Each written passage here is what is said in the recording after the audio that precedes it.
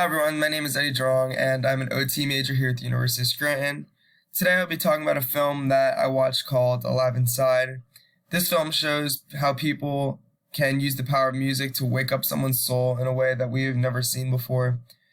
Just doing the act of listening to music can uncover parts of a person that some people and their families have never really seen before.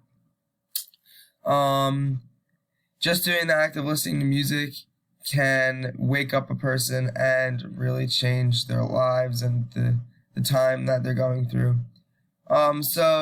This film opened up with a clip of a 9-year-old woman being interviewed by a man, and he's asking her questions, and she does not recall anything about her childhood, and she says that if she remembered, she would tell him, and the man puts headphones on her and has her listen to music, and she immediately recalls many different things about her childhood, which I thought was really cool and really interesting, and I really thought it captivated the audience's attention and really started to invoke this feeling of, wow, this is really cool.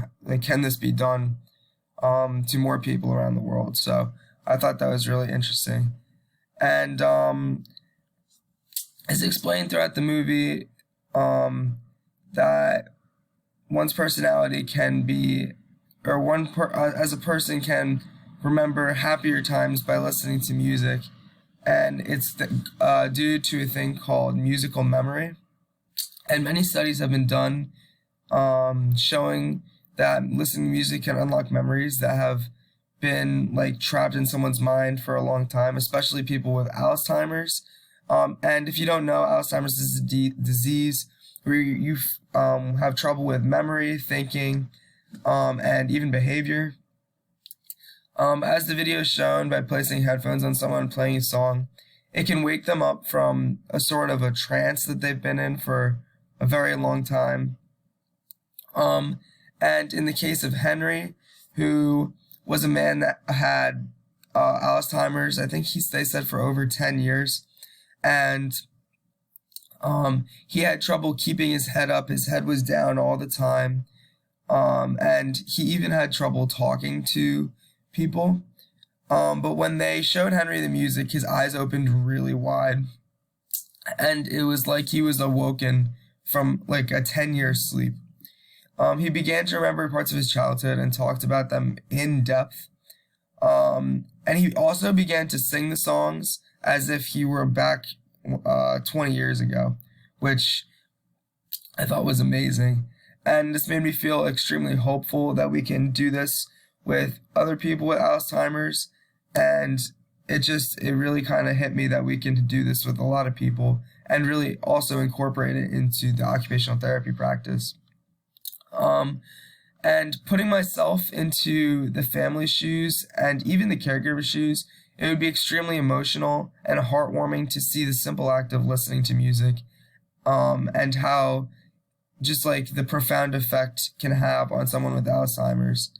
Moving on from this, not only people with Alzheimer's can use music therapy. In the film, they also showed a person that had schizophrenia, and also extreme mood swings. When they started playing the music, the feeling of joy overwhelmed the woman, and she even got up out of the chair without her walker, which she hadn't done in a really long time, and grabbed the man's hand and started dancing with him. And she just seemed very happy. And this invoked a feeling of joy in me, just because seeing the way that she was smiling, and I guess a lot of people haven't seen this in her before. And it also, just the way that she got up and started moving around and dancing kind of hit me harder, because you can think back to a time in her life that she was probably doing this before, and she was reliving the joy and happiness that she felt a long time ago. Moving on from this, there were 2 points in the movie that really brought the most emotion to me. And this first part was with the man named Johnny, who was the Navy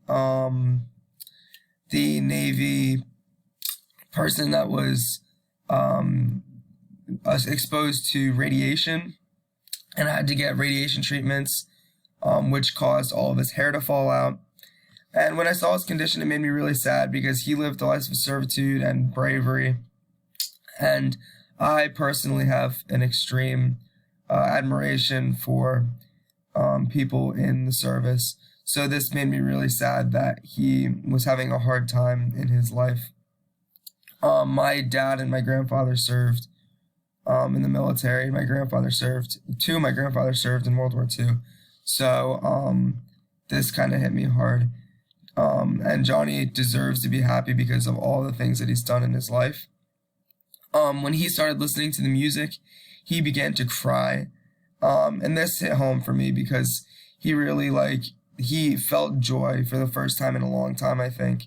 And just the look in his eyes when he started hearing the music and the look on his face really just had an impact on the audience and especially me. The next part of this movie that invoked emotion on me was the end of the movie when the part with Henry got out onto social media. I believe that this hit me hard because we got to see all the different people that were affected by Henry's story. Excuse me. And just listening to all the different stories that people were typing in the comments on that Reddit post were just amazing. And it really showed that the power of music can really help in therapy practice and changing people's moods and even just their lives and their daily activities and occupational performance. And this just really made me, honestly made me think about my grandmother and how she got older and when she got memory loss. Looking back on it, before she passed away, I really wish that me and my family could have tried musical therapy with her just to see the effect on it and if it brought back memories or even just joy in her life, because she was 102 and as she got older, she couldn't do much. So to go along with this, I believe that more funds should be allocated to music therapy in nursing homes. We saw in the video that a pair of headphones and an iPod was about $40. And the medications they were taking were about $1,000 a month. So there's definitely money there, but it's not being allocated towards the headphones, which I think is a big problem and it needs to be changed. And although music might not help everyone, it's making a difference in many people's lives, as we saw in the video, and it's definitely worth a try over all these medications that are subduing these patients, which is not good for their health and their well-being. So moving on, we can incorporate this into the occupational therapy practice. As we saw in the Alive Inside video, it had a profound effect on people with Alzheimer's, but it can also have an effect on people in everyday life. And as we can see, we can use this in occupational therapy. So to start, obviously people with Alzheimer's can use this and schizophrenia, but we can also use this in pediatric patients to help them kind of relax and concentrate on what they're doing. Music can help promote movement in clients because when they hear the music, they might want to get up and dance. It can increase emotional response, as we saw in the video with the person with schizophrenia, and even with Alzheimer's, it really promoted a waking up response and just emotional response. It reinforces culture and a sense of self. As I said before, music is a strong part of someone's life. It says who they are and who they used to be. So this could reinforce this.